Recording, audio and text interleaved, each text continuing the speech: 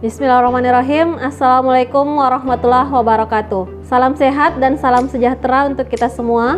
Perkenalkan, saya Apoteker Huria Sarjana Farmasi Magister of Science.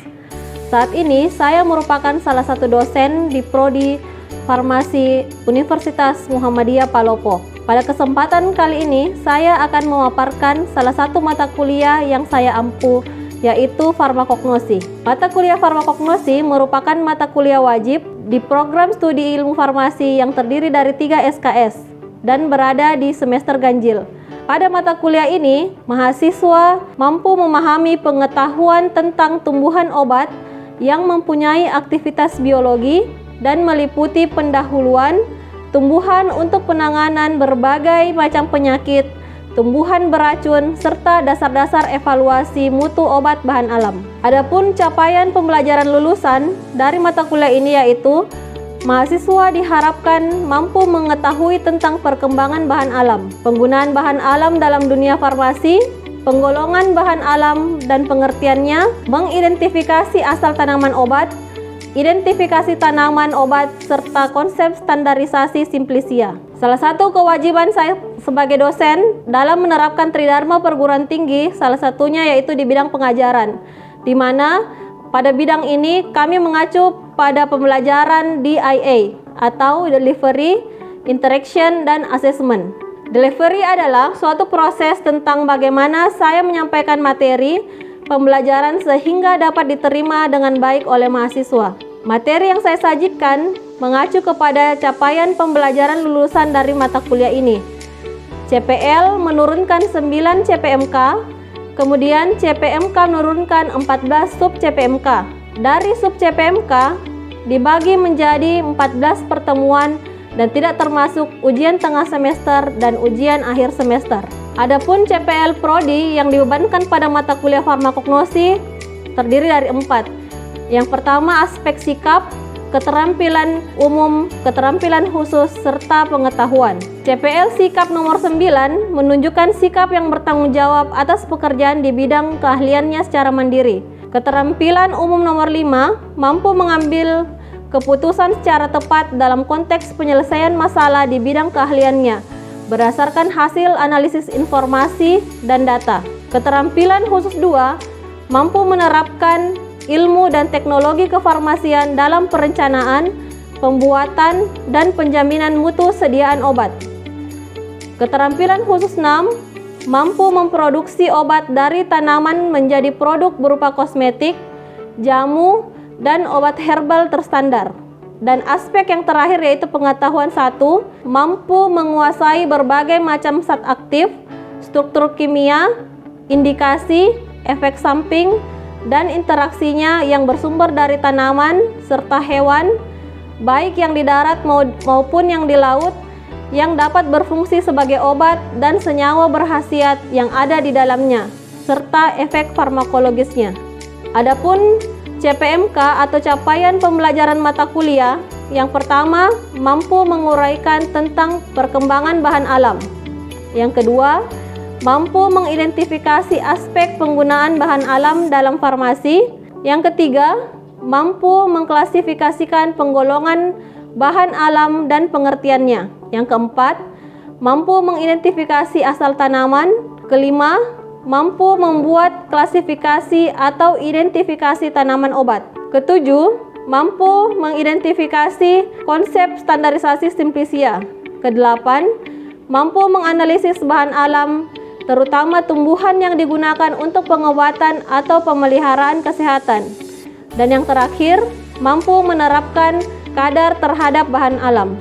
Adapun bahan kajian dari mata kuliah farmakognosi yang pertama yaitu karbohidrat dan glikosida serta tanin. Kedua, alkaloid, steroid, dan resin. Ketiga, minyak atsiri dan lipid. Keempat, penggolongan, klasifikasi, contohnya simplisia, asal tanaman, khasiat dan kandungan simplisianya. Yang kelima, dasar penyiapan simplisia yang dimulai dari ekstrak serta produknya. Yang keenam, standarisasi. Yang ketujuh, deskripsi dan analisis identitas. Yang kedelapan, bahan alam penting yang digunakan sebagai bahan obat berdasarkan khasiatnya.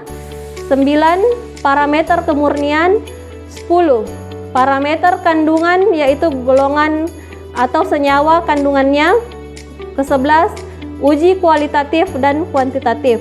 Untuk mendukung kegiatan pengajaran di kelas, saya menggunakan literatur utama berupa buku ajar dan modul, serta referensi penunjang berupa artikel, majalah yang berhubungan dengan farmakognosi, terutama sesuai dengan materi yang akan saya bawakan.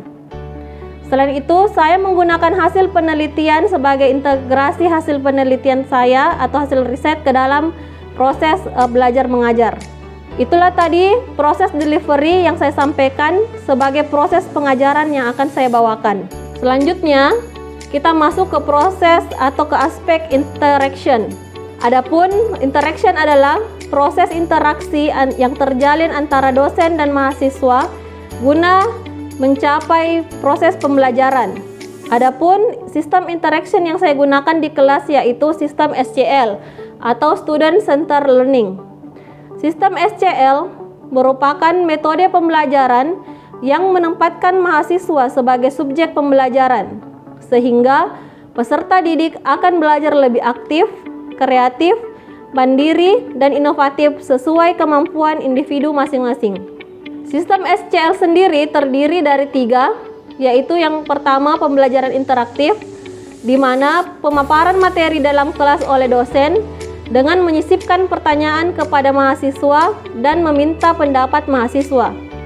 Yang kedua, proses diskusi atau small group discussion merupakan metode diskusi yang melibatkan antar kelompok mahasiswa atau antar mahasiswa sendiri, di mana pengajar bertugas menganalisis atau menggali dan memperdebatkan topik tertentu. Ketiga, self-direct learning. Metode ini berbentuk pemberian tugas belajar kepada mahasiswa, seperti tugas membaca dan membuat ringkasan. Adapun platform yang saya gunakan yaitu LMS atau Learning Management System, di mana di platform tersebut mahasiswa dapat mengisi absensi dan mengunduh materi kuliah serta sebagainya. Itulah tadi aspek interaction yang saya terapkan dalam proses pembelajaran yang akan saya bawakan. Kemudian yang terakhir adalah aspek assessment, di mana proses penilaian untuk mengukur kemampuan mahasiswa secara objektif dalam menerima materi pembelajaran. Adapun indikator penilaian yang digunakan, yang pertama itu kehadiran 10%, tugas 10%, kuis 10%, ujian tengah semester 30%, dan ujian akhir semester 40%. Hasil asesmen yang saya lakukan dengan harapan mahasiswa dapat mengetahui proses penilaian yang dilakukan secara transparan dan objektif. Dan hasil penilaian ini dapat dilihat pada platform Siaka yang digunakan di Universitas Muhammadiyah Palopo. Itulah tadi pemaparan 3 aspek yang saya terapkan dalam proses pembelajaran, di mana aspek tersebut disingkat DIA atau Delivery, Interaction, dan Assessment. Selanjutnya saya akan menampilkan proses pembelajaran yang saya lakukan di kelas dengan micro teaching secara luring. Selamat menyaksikan. Bismillahirrahmanirrahim. Assalamualaikum warahmatullahi wabarakatuh. Waalaikumsalam warahmatullahi wabarakatuh. Terima kasih adik-adik sudah hadir di mata kuliah saya, yaitu mata kuliah farmakognosi. Sebelum kita memulai perkuliahan hari ini, marilah kita berdoa menurut agama dan keyakinan kita masing-masing. Berdoa dimulai.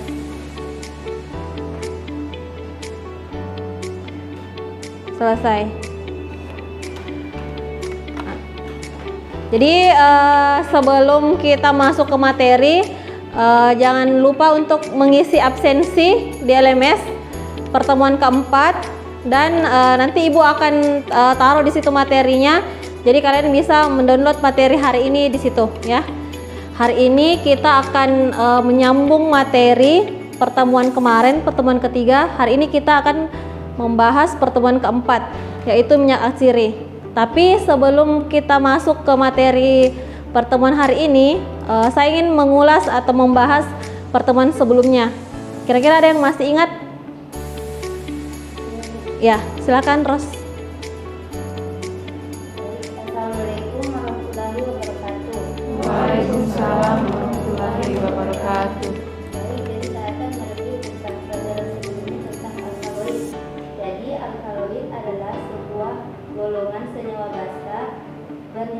halogen dan kebanyakan heterosiklik dan terdapat pada tumbuhan. Contohnya asam amino, gula amino, dan antibiotik. Oke, terima kasih Ros. Jadi itu tadi pembahasan untuk merefresh sebelum kita masuk ke minyak atsiri. Jadi minggu lalu kita belajar alkaloid, hari ini kita belajar tentang minyak atsiri. Jadi apa sih sebenarnya minyak atsiri itu? Nah, sebelum ke situ, jadi ini literatur yang Ibu gunakan pada saat Ibu membuat modul dan materi pembelajaran. Jadi ada beberapa jurnal dan ada juga buku-buku tentang farmakognosi. Nah, jadi apa itu minyak atsiri? Jadi minyak atsiri ini biasanya disebut juga minyak menguap atau biasa yang sering kita kenal essential oil. Toh, sekarang kan banyak nih produk-produk essential oil. Nah, apa itu minyak atsiri? Jadi dia zat berbau yang terkandung di dalam bagian tanaman. Jadi mungkin biasa cium kalau di rumah ibu-ibu masak pakai serai, itu kan ada baunya. Atau produk-produk seperti pengusir nyamuk, ada bau lemon, lavender. Nah, itulah yang diambil minyaknya. Nah, itulah yang zat-zat berbau, makanya dinamakan minyak atsiri. Nah, kenapa dia dinamakan minyak menguap? Karena dia mudah menguap pada temperatur ruangan. Jadi misalnya pakai minyak kayu putih. Nah, minyak kayu putihnya tersebut jika dibuka dia akan habis, lama-kelamaan habis dengan sendirinya. Nah, itu namanya minyak menguap. Seperti itu. Oke, nah jadi selain minyak menguap biasanya dia juga disebut sebagai minyak esensial. Jadi ini nama lainnya karena dia mewakili bau yang timbul dari tanaman tersebut gitu. Jadi yang seperti yang saya bilang tadi kayak serai, lavender, cengkeh, pala, itu kan semua ada bau-bau khasnya toh. Nah, itu semua contoh-contoh tanaman yang mengandung minyak atsiri. Nah, apa sih peranannya minyak atsiri pada tanaman? Gitu. Jadi yang pertama itu sebagai pengusir serangga. Nah, karena di habitat alaminya dia sebagai pengusir serangga, misalnya lavender, serai, lemon. Nah, itulah yang diproduksi, diambil, terus kita mahasiswa farmasi biasanya buat produk namanya anti serangga atau biasa kita sebut obat nyamuk. Toh? Ada biasa obat nyamuk bau lavender, obat nyamuk bau lemon. Nah, itu yang bikin nyamuk tidak suka gitu. Jadi makanya diformulasi menjadi obat nyamuk. Terus ada pula sebagai penarik serangga untuk membantu terjadinya penyerbukan silang dari bunga. Nah, jadi dua ini fungsinya minyak atsiri di alam gitu. Nah, sedangkan kegunaan minyak atsiri kalau di kosmetik, di farmasi jadi banyak. Contohnya kalau di farmasi itu kita buat pasta gigi. Jadi kita formulasi pasta gigi, ada rasa-rasa mint, ada toh bau-bau mintnya. Nah, mintnya itu yang kita ambil adalah minyak atsirinya dari daun mint gitu. Nah, terus kalau di industri makanan ada permen, ada coklat yang rasa mint, itu juga minyak atsirinya yang kita ambil. Sedangkan untuk kosmetik biasanya yang cewek-cewek ada sabun atau ada parfum, make up yang ada bebauannya diambil dari bau-bau tumbuhan. Nah, itu juga minyak atsirinya yang diambil atau essential oilnya. Atau yang paling happening sekarang, banyak yang essential oil yang ditaruh di ruangan yang untuk penenang, aromaterapi. Nah, itu minyak esensial yang disuling atau diambil dari tumbuhan gitu. Jadi tidak semuanya, jadi ada industri farmasi, makanan, kosmetik, ada veteriner, terus ada industri cat. Jadi essential oil itu luas bahasannya. Jadi nanti diharapkan mahasiswa farmasi bisa memformulasi atau mengambil bahan alam untuk diformulasi di bagian sini. Nah, bagaimana cara pembuatan minyak atsiri? Jadi ini adalah cara-cara pembuatan minyak atsiri. Farmakognosi kan ada teori, ada praktikum. Biasanya nanti di praktikum kita akan melakukan praktek untuk penyulingan minyak atsiri. Biasanya memakai destilasi air. Jadi nanti kita akan bertemu di lab untuk bagaimana cara penyulingan minyak atsiri. Jadi ada beberapa cara Yang pertama itu destilasi. Yang pertama itu adalah destilasi air atau water distillation. Terus yang kedua destilasi menggunakan air dan uap atau water and steam distillation. Terus yang ketiga destilasi dengan uap langsung atau steam distillation. Tetapi nanti di lab kita biasanya pakainya ini water distillation gitu ya. Terus ada cara peras atau press. Nah ini biasanya yang tradisional. Biasanya orang ambil minyak kayu putih kok dari pedalaman-pedalaman, dia peras, diambil minyaknya. Nah itu ini masih tradisional. Terus ada enfleurage, terus ada ekstraksi dengan pelarut organik, sama ada cara destruksi. Nah ini ada beberapa cara pembuatan minyak atsiri. Dan nanti kita akan sambung ke laboratorium atau ada praktikumnya. Nah, terus kita masuk ke apa-apa saja sih penggolongan minyak atsiri. Jadi minyak atsiri itu dibagi atas beberapa. Jadi yang pertama ada hidrokarbon, terus ada alkohol, ada aldehid, keton, fenol, eterfenolik, oksida, dan ester. Jadi nanti ini saya jelaskan lebih dalam di pertemuan berikutnya. Jadi kita pindah ke slide-nya dulu yang lain. Nah ini, jadi alkohol misalnya, jadi ini rumus strukturnya seperti ini alkohol. Contohnya itu mentol dan geraniol. Jadi biasanya mentol, tahu yang kalau kita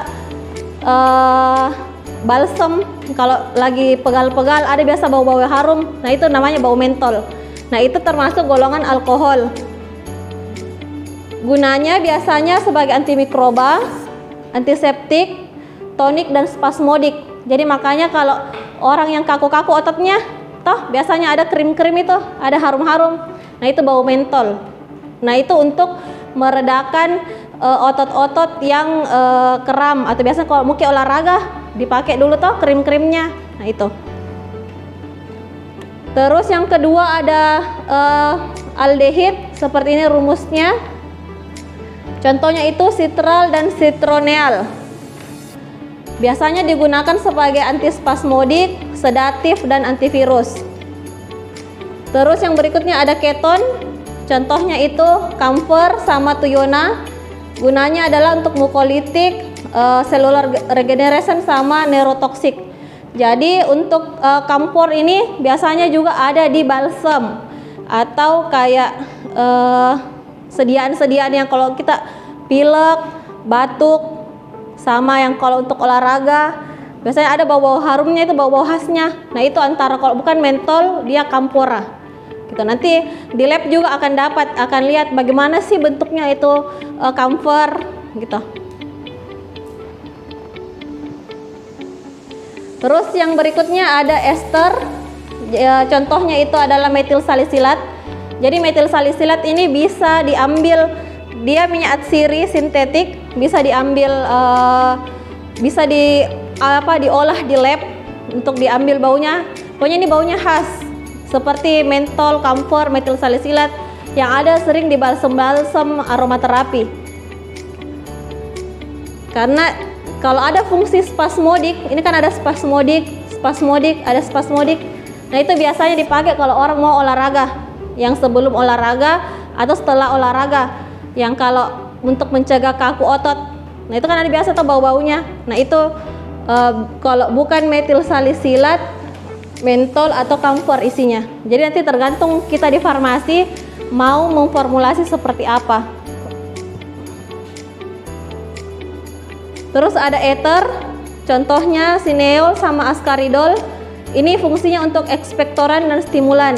Jadi biasanya digunakan untuk obat-obat batuk, untuk pengencer dahak, seperti itu. Terus ada eterfenolik ini. Jadi rumus kimianya ada cincin O dan karbon. Contohnya saffron, anelol, dan myristicin.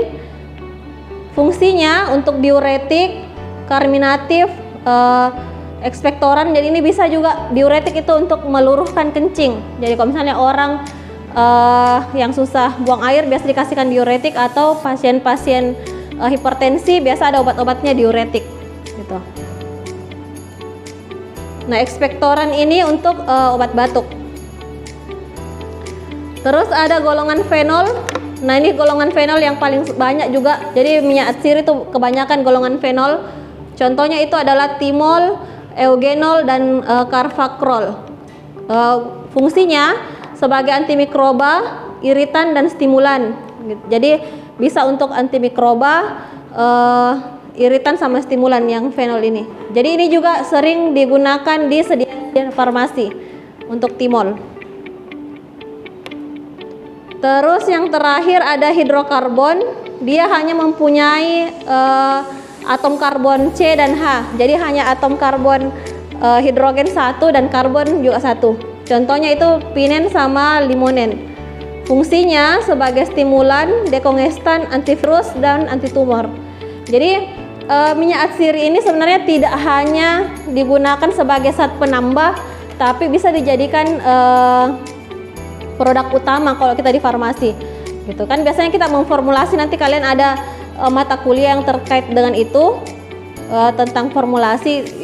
Jadi bisa disangkut pautkan. Jadi bahan minyak atsirinya diambil dari alam, yang lainnya kita formulasi untuk menjadi satu produk, misalnya balsem, ataukah obat batuk, ataukah bisa juga krim untuk meredakan nyeri-nyeri otot, kayak gitu.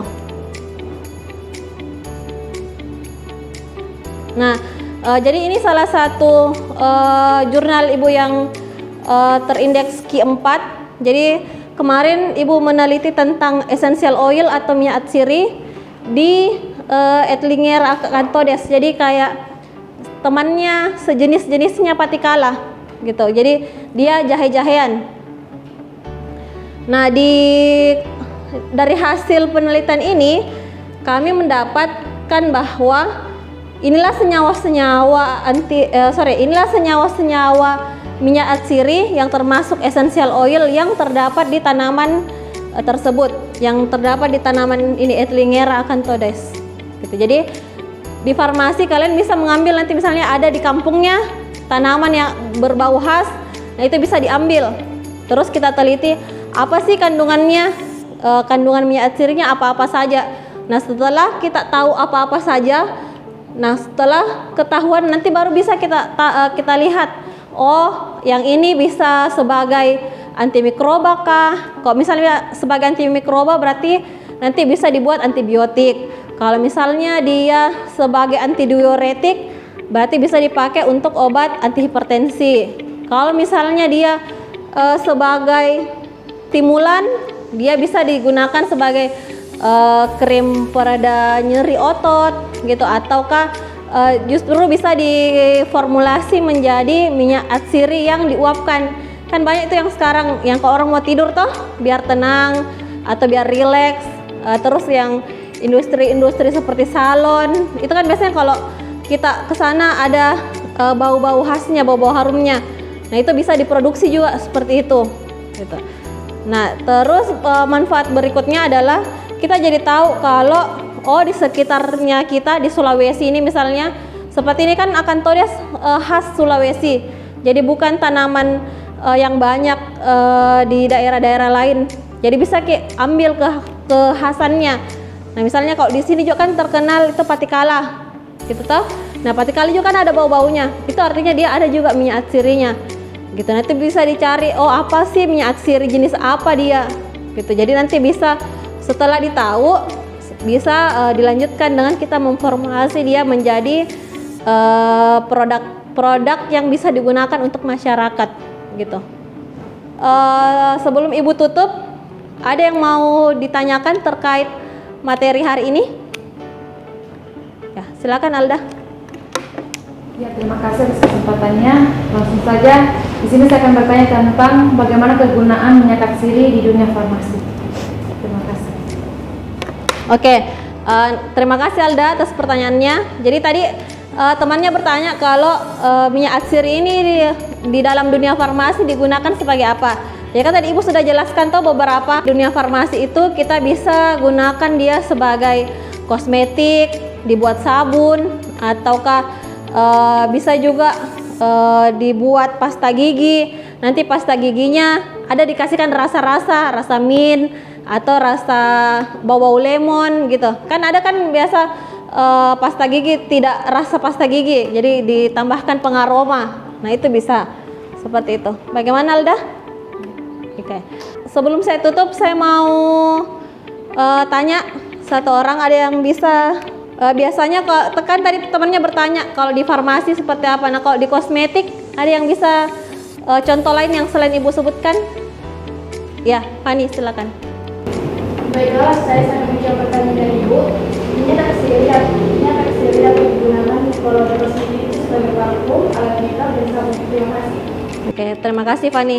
Nah jadi di farmasi selain sebagai kosmetik, kita juga bisa mengembangkan sebenarnya masih banyak produk-produk yang lain.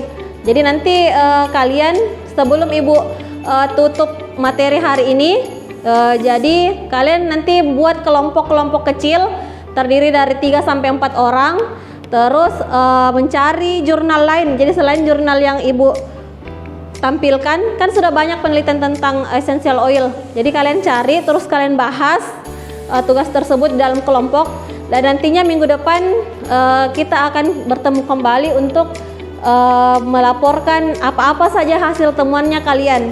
Jadi tumbuhan apa, terus hasil essential oilnya apa-apa saja. Bagaimana, dimengerti?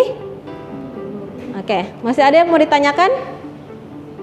Nah jadi tugasnya itu kalian bentuk kelompok kecil, jadi yang terdiri dari 3 sampai 4 orang, terus membahas, cari jurnal tentang minyak atsiri.